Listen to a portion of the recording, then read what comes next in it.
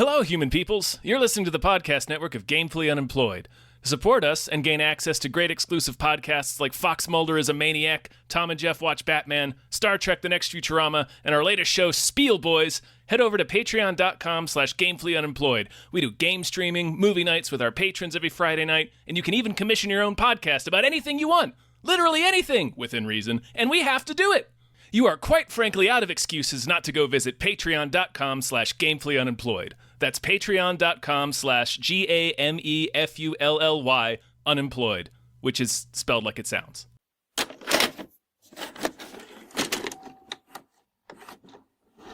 Oh, yeah. Yeah, teens. Wolves. Angry teens. Teen wolves. Teen wolves. They should have called it Wolves, that. yeah. Shit. Teenaged wolves. Yeah. Hey, everybody. Hello, everyone. My name is David Bell, My name is Tom Ryman. and we just watched Ginger Snaps. Ginger Snaps. Get it? Ginger. Ginger Snaps. Her name is Ginger. She snaps. Ginger Snaps. Yeah. And plus she probably Ginger. eats cookies. That's true.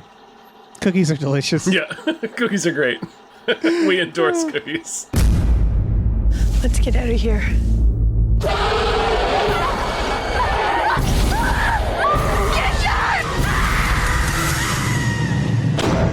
What was it? Big dog, maybe?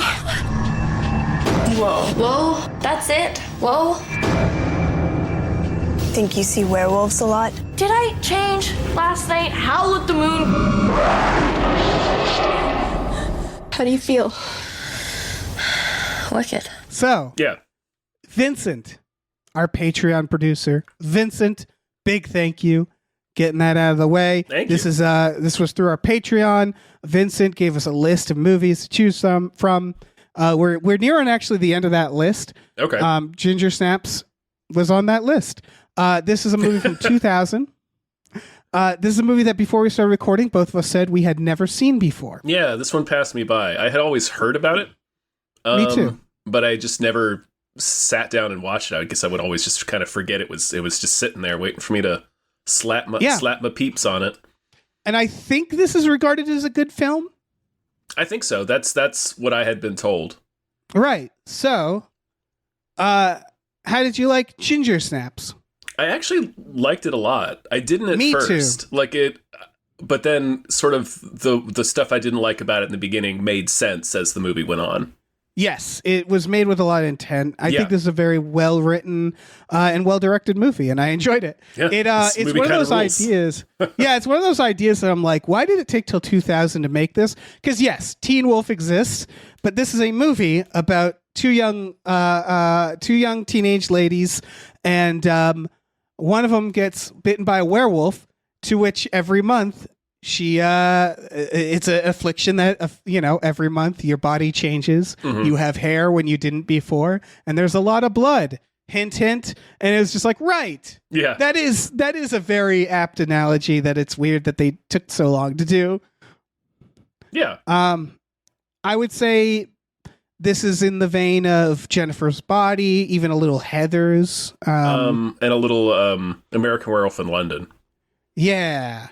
Because the movie's about their two sisters. One of them gets bit by a wolfman, and the movie is about she is slowly changing, and her sister is trying to figure out a way to stop it. So it's a lot of it reminded me of not specifically, but like just the general idea and kind of like the way the story was playing out reminded me a little bit of American Werewolf in London.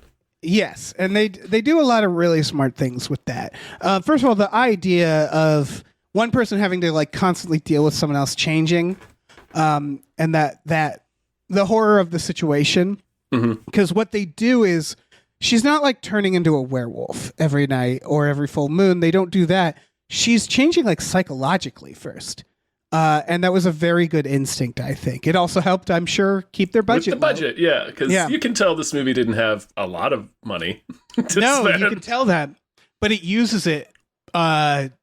It does a very good job. Right, yeah, it doesn't look cheap. It's just it almost makes it more endearing in that way, where it's like, oh, they really do have to do some tricks to pull some stuff off, Yes. and it generally looks pretty good. Right, and the tricks are good. Like when she gets attacked by the werewolf originally, it's in the dark and you don't really see it. And honestly, even if they had all the budget, that's a good idea. I thought. Things Yeah, like for that sure. where you don't really see a werewolf until the ending. And yeah, it's not the best werewolf, but they're No. doing yeah. It looks like oh man, it looks like a puppet, but they shoot it in a way that still makes it kind of like when you see it. Right. And of course, spoilers. People should check this movie out. I will say, dogs have a bad time in this There's movie. so many dead dogs in this film. Yeah, they're just burning through dogs. Yeah, the town is running out of dogs. Because the idea, and it's again a smart idea, is that becoming a werewolf, you don't really like kill people right away. It's like serial killer rules, which is like, so this character Ginger like slowly becomes a sociopath, and the first thing that happens is like killing neighborhood dogs. But it starts with these two teenagers, these edgelord goths who are taking like death photos of themselves. The most edgiest of edgelords. I loved what a pair of little edgelord dorks they were. They really were. Huge dorks. Yeah, and they're doing it for like a photography class, which I enjoyed.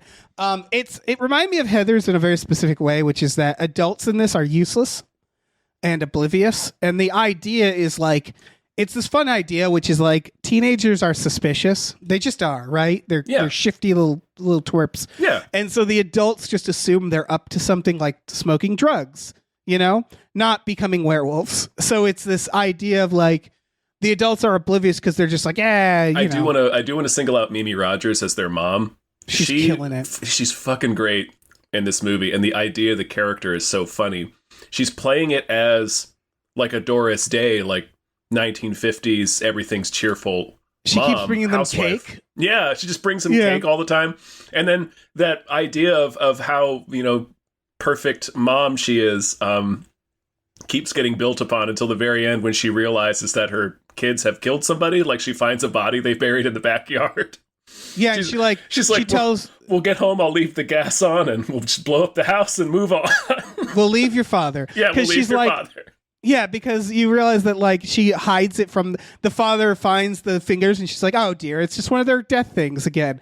And it's clear that she knows those are absolutely fingers. Yeah. And then, so one of the things I thought this was going to go, I thought she was going to turn out to be the werewolf, like the original werewolf or something, because it's probably that good really what they been did. Teen Wolf. But that's what it felt like, right? Is that but it was a fun idea, is that she's constantly like, your bodies are changing. Here's some cake. Like, oh, my little girl is becoming a woman. Like they're doing that. And then at the end, she's like, I'll do anything for you kids. If I need to burn this house down and leave your father, I will. Blow and the it's house up. Burn it all down. Yeah, it was a good idea. I did sort of think the same thing for a time, because she is so excited about them getting their first periods, and they establish that they're both like, I think Ginger's 16 and Bridget is 15, so it's like they're late bloomers. It felt like there was an alternate ending, and I don't know if this is like a criticism, but I thought it was going to be something like, oh, when they hit puberty, they naturally become werewolves. Yeah, that's like, I really thought that's what was the movie was going for. Yeah, right. And the movie kind of ends on a bummer that I don't know if the movie should have, because everything up until that point was a lot more fun, as far as I'm concerned. That I think the ending should have been a little more fun, but. I'm not saying it's a criticism, because people love this movie. This movie is pretty well known. They made several sequels, which I can't imagine are great, but Yeah, they do bring them both back in the sequel. Oh, wow. Yeah. So they sort of buy back this movie's ending. I'll say that I see what you're saying, but I appreciated how dark this movie gets. Yeah, like that ending chase where Ginger is now full werewolf through the house. That is a scary sequence. That was great. Yeah. I thought that was really great. Mm-hmm. I like the subtle things it seems to be saying about young women during puberty versus young men. There's this idea that it's sort of her responsibility, that she's dangerous, which, I mean, obviously she is. She's a werewolf. But, where she gets her period and then they go to this guidance counselor who's just killing it as well. And she gives them condoms. Mm-hmm. It's that feeling of like, this is your responsibility. Right. And all the dudes in the movie are just, horny idiots. And they just kind of it's you're right. There's a clear statement being made there, or that's just sort of like, well, the boys are just going to be boys, so it's up to you. Right, and I'm not saying, obviously, because I experienced it, I'm not saying that being a boy going through puberty is a walk in the park. No, but hell they no. they definitely show Worst- this. Yeah, It's the worst time of your entire life. yeah, it really is. It's awful. Yeah, I don't it's recommend horrible. I don't recommend it at all. it. But there's definitely this feeling of like this deep anxiety of the girls in this versus the boys are just like They're like literally there's- just leering from the sidelines, like right, and it's an oversimplification, but that's the point. Yeah. And so it's that idea of these girls going through puberty. It's like horrifying. And even when they turn into an STD analogy too. She passes the werewolf on to one of the boys, and it's a great idea. She has like this horrific rough sex with him. And then he shows up covered with bruises, and he's just like, "Yeah, I had sex." She kills him, right? Well, no, she doesn't kill him, but she fucks him up badly enough that he gets the werewolf gene. That's right. Right, but yeah, and then he's just like, "Oh yeah, I had snoo." It's the Futurama episode. Yeah. And then when he turns into a werewolf, he's so much less subtle and more aggressive, and he's just it's again showing like this subtle difference to like how we regard puberty for boys and girls. Like it's clearly a lot about that. Yeah. And I think it has a lot of fun with that idea. And then, of course, the mom at the end, this idea of smile through it. And then at the end, it's still us against them. It's I will burn this house down. Yeah. And like, yeah. So it's very interesting in that way. I also think it's very much Heather's in that one of the characters is clearly doing Winona Ryder and one of the characters is clearly doing Christian Slater. Yeah. Yep.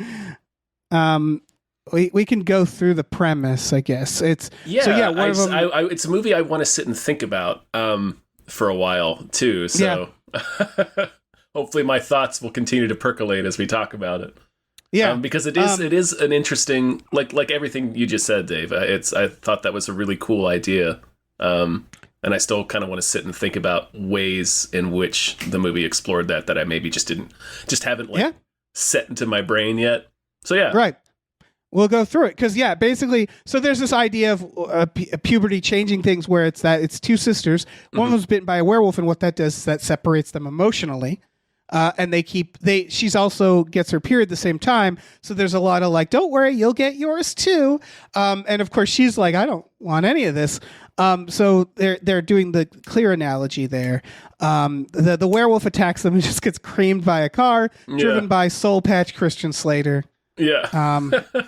The dude who gets squished at the end of Final Destination 3. You're right. That's great. They do a good job with him because he plays a drug dealer. Yeah. And so I've actually had this from experience. If you've ever met a successful drug dealer, not just a drug dealer, a successful one who especially grows their own, they're basically a scientist business person. Yeah. And so they're actually, they're rather smart people a lot of the time. And so they do that where he's like kind of a clever kid who helps her with the werewolf stuff. Mm-hmm. So he's there. He's still a creepo because she's like 15. Yeah. I mean, they do a weird scene because they don't. One of the ways they explore this idea is Ginger starts getting more aggressive, specifically towards guys and any guy who is paying attention to her sister. She's like, right, she's like, stop objectifying her. She's 15. So they do this weird scene where this guy character, the drug dealer, like almost looks into the camera and says, I don't think about her that way. Right. And honestly, like it would have been fine if they made him kind of shit. It didn't. Well, he's a grown man who is a drug dealer hanging out with teenage girls trying to help them with their werewolf problem. Right, exactly. It's a weird situation. It's called rock bottom. That's that's what we call rock bottom. He's clearly like 24. Like he's definitely an adult. Yeah. He's a shitty adult. So and they do a scene where like Ginger comes onto him while she's almost full werewolf, and he kind of doesn't. it's very like, no, stop. Like he doesn't Yeah. really resist her that hard at first. Yeah, So for it's like sure. you can just leave him being kind of a creep. It's fine. There Yeah, are he's a weird creeps in this creepo. world. Yeah, and let him be a creepo. It's Yeah, fine. it's fine. Um, I guess they and they so- didn't want you to dislike him, so which is weird because they spoilers kill him. they do. And yeah. it's like we can everything else there's a level of subtlety or a level of like not everything is morally black and white. They have the Heathers, basically they have the mean girls. Yeah. And they kind of show vulnerability in one of them before she super dies. And also their whole conflict that they have with the mean girl, they start. Mm-hmm. Like they're out there on the field hockey field playing, and then Ginger just says to Bridget, it's like, okay, pick somebody. And then they pick the mean girl, and then Bridget does this really mean obituary. Like she just Right. ad-libs an obituary for the mean girl, and it's really nasty. And it's like out Right. of nowhere they do this. They're edgelords. They're Yeah. edgelords. And That's- she hears it, so for the rest of the movie, she's like, I'm going to fuck you both up. And then she dies. Right. That's also the there's an arc there which is, and I liked this idea. It's almost like Columbine-esque, and considering when this was made, it might have been on purpose, which is that idea of they're edgelords. They're filming themselves dying. They're talking about killing people. Yeah. And then when one of them actually starts doing it, the other one realizes like, oh, I don't want this. And that's the ending is she, we'll get into that, but basically it's a loop around to one of them dies and the other one's looking at those pictures from the beginning, and it all kind of comes full circle a little with that. Mm-hmm. Which was nice, like this teen nihilism, and then the realization of like Of how one of them's like, I don't really want this, Yeah. you know? of just how permanent that is. Yeah, Like- exactly. And then there's also the it's like Bridget is a year younger, but is in the same grade because she studied her ass off to get bumped up a grade, and they have this pact with each other. So there's an element of she just exists entirely within Ginger's shadow. She just does whatever Ginger wants her to do, Yeah, and it's clear yeah. that the edgelord stuff was really coming from Ginger. exactly. Yeah, and yeah, she's just following along. Mhm. It's a good like kind of observation on what it is to be a teen, and then when reality sets in, because Mhm. like I think there's this thing where like I think we all have been there as a teen. Teens tend to like edgy, offensive humor, right? Yeah. And I think the reason when we get older, what we realize is that because it's always this thing where it's like edgy humor, oh, the adults don't understand, we're shocking the adults. What it actually is the longer you exist, it's not even about age, it's existence. The longer you exist, the more you meet someone who's had death in their life or Yeah. sexual violence. Or you experience it yourself. Or you experience it And yourself. it stops And so becoming this abstract. exactly. And it becomes something. So it's like, it's not that as you get older, you start pearl clutching. It's just that you don't find that shit funny because you've Right, actually you've lived in more. the world. You've Yeah. experienced what it's really like. And yeah, I was, Yeah.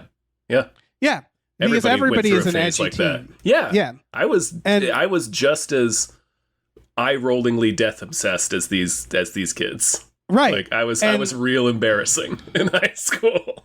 Right, and they're doing this idea of these types of teens experiencing real violence, which I think was kind of inspired by Columbine at the time, which of course is very ahead of its time now. I did read in just a little bit of reading that they actually had trouble securing funding because of Columbine. Interesting, yeah. Yeah, there wasn't, a movie like Heathers, you couldn't make that after Columbine, at least for a little while. Yeah. Nobody wants to see that. So- Right, but this is very similar to that in that it's like unflinching look at teen violence. Yeah. They had to kind of decorate it with werewolf stuff. But it is kind of around that idea. Like it's very much Columbine of these two kids where it's two edgelords and, one of them following the other and so on. And yeah, they kind of make them out to be bullies. When they act like they're the underdogs, you realize they are the bullies. Yeah. And that's a cool idea too. Yeah. I thought Yeah. so. Yeah, and then there's the on top of it of the adults just ignoring it all, Yeah. So, yeah, she starts changing. There's a lot of again Heathers-esque lines, I would say. A lot of really fun lines in this. Girl it's- on the red. They refer to a girl in her period as a girl Yeah. on the red, and I was like, oh, that's cool. Or just, I like the delivery. The delivery of, I can't have a hairy chest B that's fucked. It's like, there's a lot of really fun lines being delivered in really fun ways. Yeah, man, I really liked this movie. Yeah, it's again, very well made. Yeah. She's changing. She gets a little tail. The tale was so funny. Yeah. That's like, I like how the movie plays with werewolf rules too. Like Yes. it's not like, a werewolf can just get hit by a truck and get killed. She doesn't change on the full moon. It's a gradual progression into like a full on monster. Right. So that I thought was a great idea, which is that it changes your brain before your body. Mm-hmm. And that's a great way of explaining why werewolves are the way they are. It's like you become a sociopath first. Then Yeah. you're fine. So and there's a progression of like, she says like when she first attacks the guy, she says like, I thought I was horny, but I was hungry. Like that idea. She doesn't even know the difference at first. Yeah. And there's a great line later when she's like, if I leave, are you going to eat her? Because this girl accidentally dies in front of them. And she's like, what she says, if I wasn't here, would you be eating her? And she's just like, oh, that's like fucking her. And it's like, oh, what an interesting comparison, because it is both, it is an intimate act to do to someone is sex and eating them. It's, in both cases, you're very close to their body. That's so true. like there's a lot of skin rubbing involved. Right. So it's this idea of like, oh, I didn't even think of it that way. So there's a lot of like smart ideas of what's going on in her head psychologically about so at first the idea is she has that hunger, but it's kind of repulsive in her head, kind of the same way sex would be for a teenager, right? Yeah. And then of course, after time, she has no problem eating people. Yeah. Because she can't help herself slowly. I think the girls are in every scene too, just about. At least one of them is. I think so. I think Bridget is in every scene. But I like that how kind of small the scale of this movie is. Yes. Because she's not killing people left and right. It's a couple of dogs. And then it progresses into killing a bunch of people in the film's third act. But like, and the horror is definitely like, you can feel that slippery slope, and this poor the sister is like having to cover up and deal with it. And it really helps land that emotion, like the tragedy of it, because the scale is kind of small and more personal. You just spend so much time with these two sisters that you kind of don't really entirely like at first, but then I think they do a really good job of establishing their relationship and making us give a shit. And I think that was a really smart decision, especially for the story that they wanted to tell. Oh, absolutely. And again, it ramps up things like the horror. Yeah. And it takes advantage of their budget. Another thing is you don't really see the violence. You see the aftermath more than you see the violence, and that is an effective thing to do, and it helps your budget. She kills the guidance counselor in a brutal way. You never see it. You just see the aftermath. Yeah, you just see his body. And that's the idea, is it becomes harder and harder for her to cover this up. The first girl doesn't get killed. It feels like it's going that way, but so the first like quote unquote mean girl goes to their house to confront them. And you realize this, like, she reveals something about herself that you realize, like, this girl is also in a waking hell that is being a teenager, right? Yeah. She says something about, like, don't go with that guy. He only goes with virgins. Like, it's very clear that she was taken advantage of. Mm-hmm. And you feel for her. And then the sister shows up and starts victimizing her. And then the girl trying to get away slips and hits her head. And so, like, they, again, do this slow progression where it's like, they didn't kill her, but it came close, it was going to go that way. Yeah. And then they cover it up. Yeah. And, until it escalates to just her eating people. Right. So just not being able to help herself. And she eats the guidance counselor, who's good. I liked him from beginning to end as a character of, like, when they do the photography project and he's just like, wow. Right. You get to see him in real time, like, decide that he hated it and was offended by it. Yes. Like, he ends and he's like, okay, wow, that was certainly their project. Yeah, wow, and at first he's trying to be like, it was, I really hated that. Yeah, that was really offensive. Right, and he's like trying to judge it on its artistic merit, of like it was offensive. You're right. That was upset. You know what? See me after class. Yeah, it's like he talks himself into it. Right. And I felt that a lot because as a little edgelord kid, post Columbine, I got those conversations because I liked horror.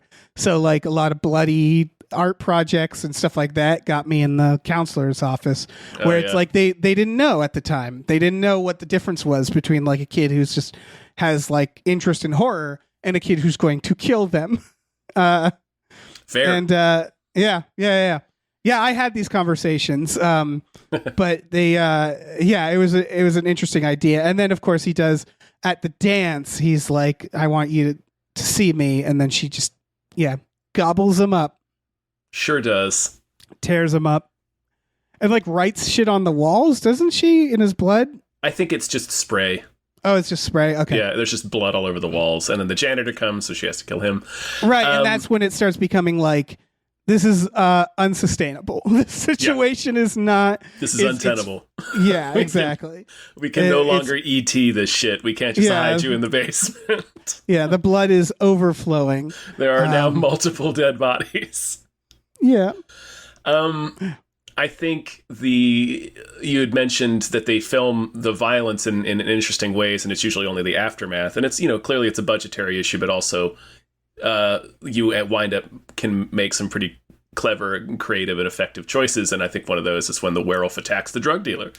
And you see it on the other side of the door. So it's just the door getting slammed into the frame over and over again. And you can hear the werewolf fucking roar in, and you can hear the guy screaming. Yes. It was super intense, but you don't actually see anything except this door slamming over and over again. Right. They really know how to where to stick the knife. The other part that kind of gave me a little bit of like laugh chills, where I really liked it and it was kind of funny but kind of creepy, is when she goes home and she's vomiting blood in the toilet, and she says like, "Where is he?" And the girl looks up at her and hiccups. Yep. And I was like, "Oh, that's great." Yeah. The idea that she came home and was throwing up the blood, I really liked that. That was gnarly. But the ending, which is where the drug dealer gets got, is very Jurassic Park in a way too. Like it takes place in they have like a basement room, which is another thing. I had a friend with one of these where it's like if your house just has a little basement with a bathroom, you can stick your teenage down there. You're teenaged, and they can do all the drugs, and they can just be there. Shove your teens in the basement. Yeah, it's great. And so they have one of those, and then they kind of do like the raptor scene in a way, where she's like sneaking around with her werewolf sister, just sort of lost control at that point. They find a cure, but they aren't able to. Like they're trying to figure out how to use it on her. Yeah, they have to inject her with it. I did like.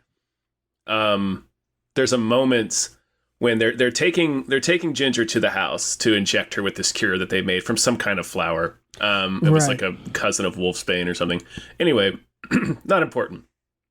Yeah, they tested on the skeezy kid she gave it to. Yeah. That also was great, is he's like a monster and she sticks him and then he falls down and then gets up and he's just like, I gotta go. Class. Yeah. It just walks away. He just walks away. We don't see him again. Yeah. So honestly, it was a little unclear whether it worked because he still had like werewolf fangs, but he just seemed kind of calmed down. Anyway, they're taking Ginger back to the house, and she's not fully werewolf yet. But during the course of the drive, we're shown in some rapid cuts that she is transforming into full-on beast mode. So they get to the house. She breaks out of the back of the truck and runs inside the house. And they go in after her, Bridget and the drug dealer. And there's a clear moment when both the characters and me watching the movie realizes, oh, we're in the house with a werewolf now. Right. Whoops. Like you see them have that realization. And I had the realization as well, because for most of the movie, like, yeah, Ginger's killing people, but she's still kind of a rational person that you can talk to. Right. Again, they do this thing where she's constantly kind of on edge, where you're like, when is she going to turn on her sister? Yeah. Because it's going to happen. And once she's a werewolf, it's just, you can't it's just a werewolf, do anything. Yeah. They also do that in a good way, which is that it busts out of the van. They do this thing where when the werewolf is moving, it's very fast. So they don't do like a bad CGI werewolf.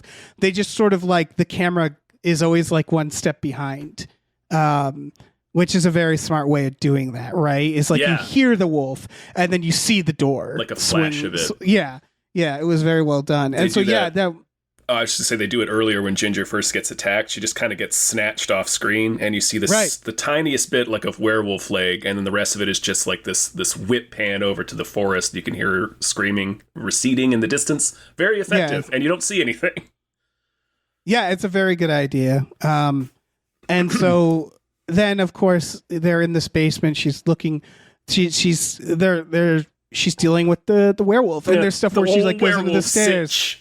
Yeah, and the werewolf can't fit, and it's trying to get her, and they're duking it out, and then she keeps trying to reason with her, and then eventually the sister jumps on her and she stabs her, and it's rather sad. It's very sad. Because the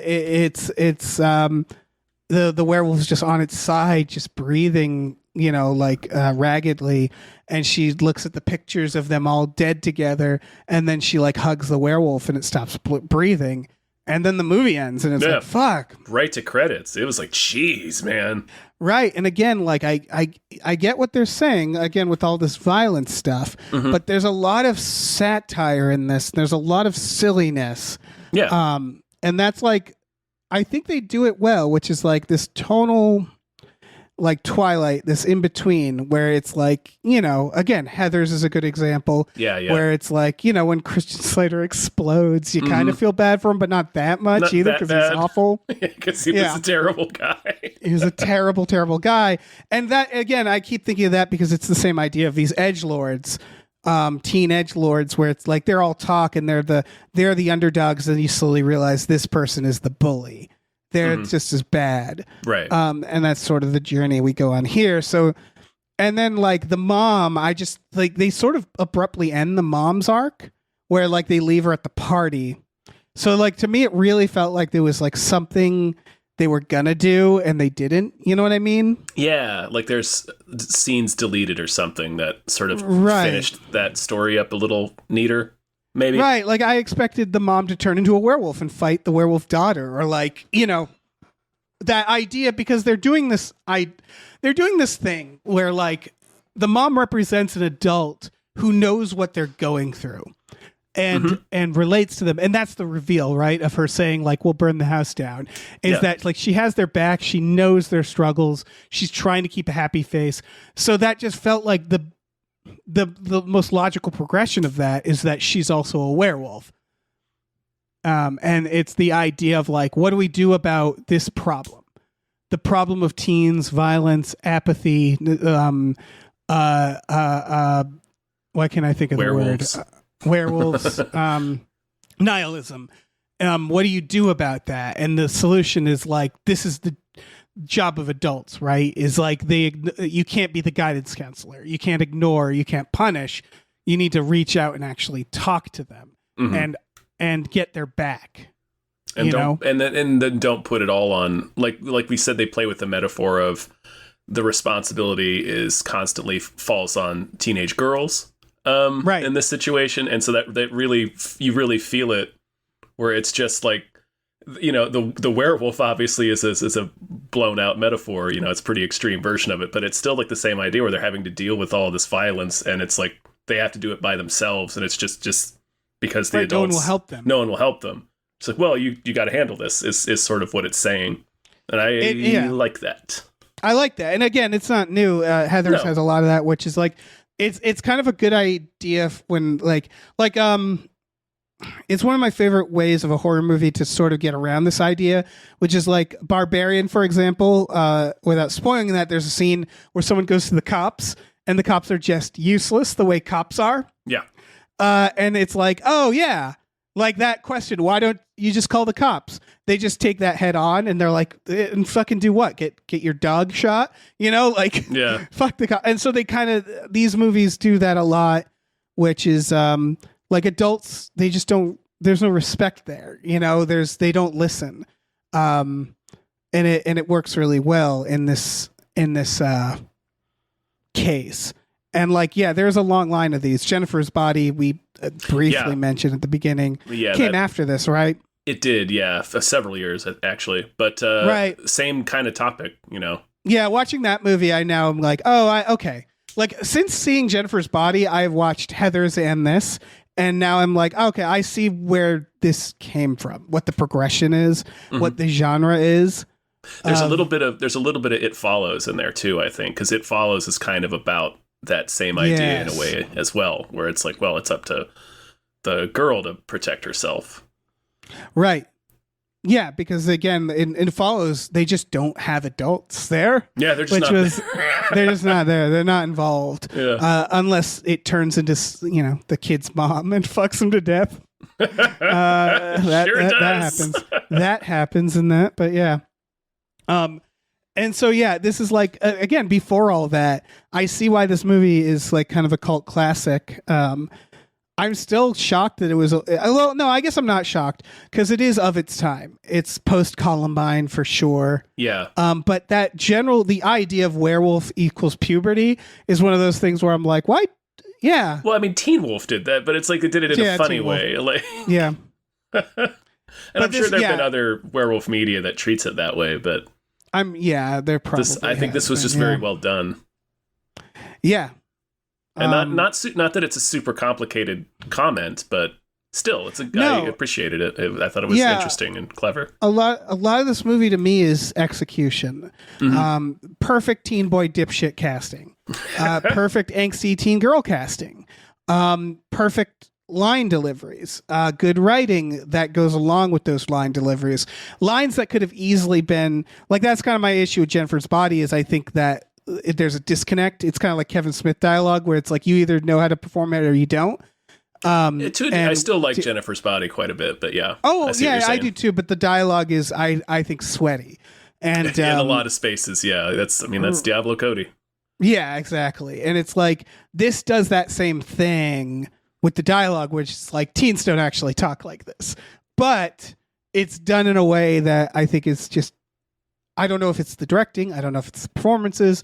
I don't know if it's the lines. It just feels more natural within the film, Yeah.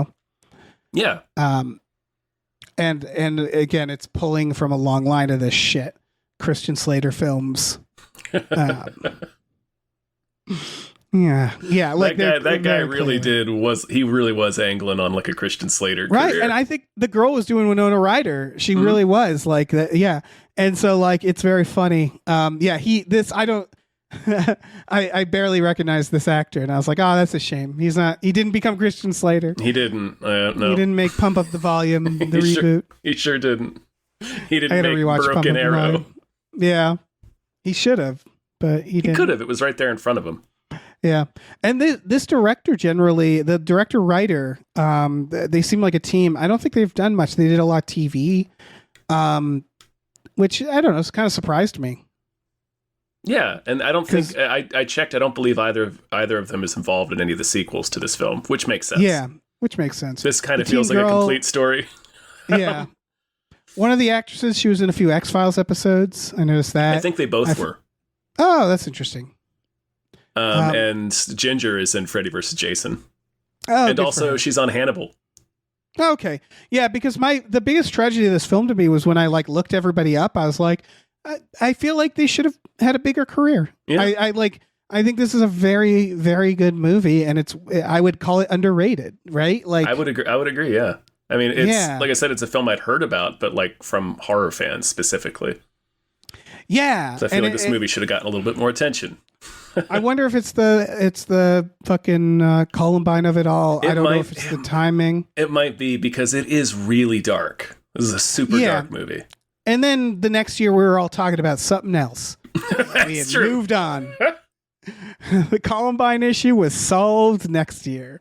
So like it like it might have been it got lost. You know what I mean? Because it was definitely, this is an area where like things in the news really changed the way films were, and like this type of film like kind of wasn't welcome for a while. You know, it was also coming at the tail end of like an explosion in teen horror that had just most of which was pretty bad. So I think it was also like kind of this late 90s renaissance that was sort of kicked off by Scream was starting to die off at this point. I seem to remember. Again, everything like Everything after 9/11 just got a little easier. You know what I mean? Like a little kid gloves. Yeah. I'm trying to think of post 9/11 horror, and there's not. It's all ghosties and stuff. Ghost you know, ship. like yeah, it's a lot of like your paranormal activities and your rings. Paranormal Activity was even later, but it's like fear.com. Yeah. There's some real garbage. Yeah, in the ring. The ring was 2000s. probably the most notable of the 2002 era. There was some zombie stuff. 28 Days Later, yeah. Cabin Fever. But like, yeah, generally speaking, I think people didn't want like American Psycho is, I believe, pre 9/11. You know, Yeah, it American is. Psycho 2 was post 9/11. But yeah, I think it was just like, let's go into more fantasy. Remember Darkness? No. A lot of like scared of the dark ones. Darkness Falls was another one. Stop saying Resident dark. Evil. Sorry. Halloween Resurrection. I'm just naming horror Oh movies man, from there's some 2002. real crap there. And, The Grudge. It was the J horror took over, that's right. And which then it makes sense. Kind of went into torture horror, like torture Yep. porn in the mid-aughts. Yeah.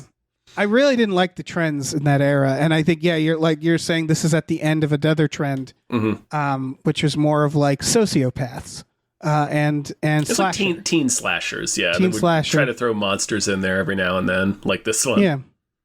Yeah, exactly. So And I think a lot of the this other teen werewolf film, Cursed. cursed. Yeah, Oof.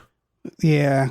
I saw that movie. So did I. It should have been good. I wrote a whole thing about it for Collider. It had like a weird struggled production. Anyway, Yeah, it's yeah. You can tell. You can tell watching it. Bubba Yeah. Hotep. That was Oh. 2002. Bubba Hotep is sweet. Yeah, that's a good one. That's mummies. But yeah, the point being that it does make sense why this movie kind of fell through the cracks. But it's still a shame having now watched it. Like, very good movie. I just never really. It's one of those. It was on the list. You know, it was on that. Like, I got to get around to that. Yeah. And thank So I'm you glad I did. to our lovely producer, Vincent for the Vampire. making us finally get around to watching this. Absolutely, yes. This was through our Patreon. Vincent did this through that. Our Patreon is patreon.com/gamefully unemployed. GAMEFULLY unemployed. There's a tier where you can do custom We Just Watched episodes, which is what you're listening to. But there's also, like, just for $5 a month, you get access to some exclusive Patreon podcasts, such as Tom and Jeff Watch Batman, Fox Mulder's Maniac, Star Trek The Next Futurama, and Spiel Boys. For a little more, you can watch movies with us every Friday night. You sure can. Yeah, honestly, I don't know if we'd watch Ginger Snaps. We might watch Cursed. Cursed would be fun. I think Ginger Snaps is a little too much of a bummer. Yeah, we watch movies that are fun often a bad way. Yeah. But we have fun. We have a whole Discord community on there. We're great people. Hardly any werewolves, so check it out. So few werewolves. Yeah, we not also- zero. Not zero. It's a non-zero number of werewolves, but relatively few. We also have a store. Head over to gamefullyunemployed.com where you can find a link to our Teespring store where we have all kinds of cool original artwork and designs you can get on t-shirts, mugs, stickers, posters, all sorts of things. So slap your like can't throw peepers onto that. Right. We're also on the Twitter, Gamefully Un, and I don't know, maybe on Substack at some point. Once we figure out what Substack is, maybe we'll be on it. Substack. We Dave do. just There's nothing randomly on it. Messaged me yesterday. It was like, hey, we have a Substack now. Right. It's like, I don't know, I guess. I guess we should get a Substack. Should we get a Yeah, Substack? we'll figure out what to do with it. Yeah, we'll put something on there at some point. I'm Yeah, sure. it's like, I don't know, pictures of our cats. I don't know. I don't Yeah, fucking yeah, know. we can do that. Yeah. Just I- all I- cat pictures. Gotta Google what is Substack first, and then we'll go It's just from like there. a blog. Sure. But like it's paid, and then they're going to be like Twitter. I don't know.